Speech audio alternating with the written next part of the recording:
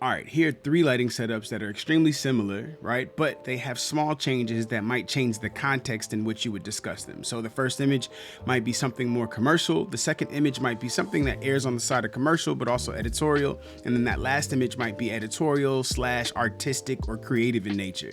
Let's dig in, see how the lighting is the same, and then also identify the small nuances that make them different.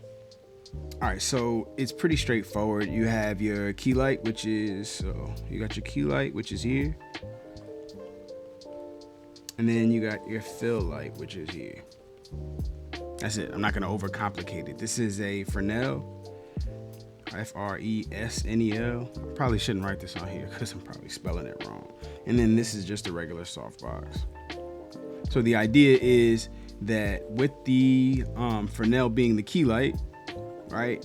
That's the light that I'm using as my primary exposure on my model. And then I'm using this softbox basically right under her chin, almost right below her eye line, to try to illuminate some of the shadows that this key light is going to create.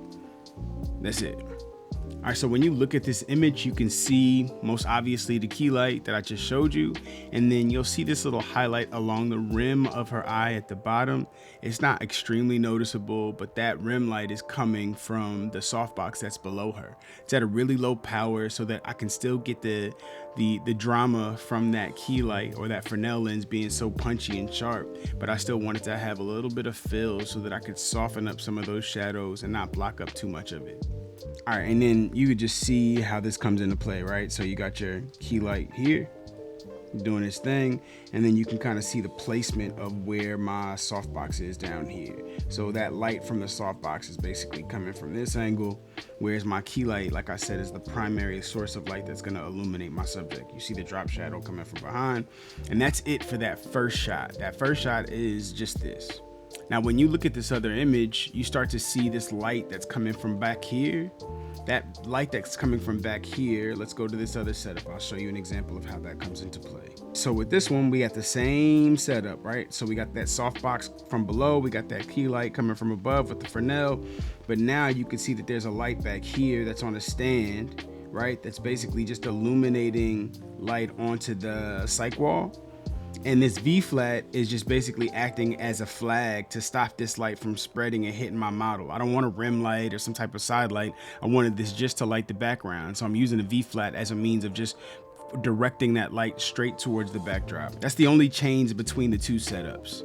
For the gelled light, you could see we had the same kind of catch light in the eye.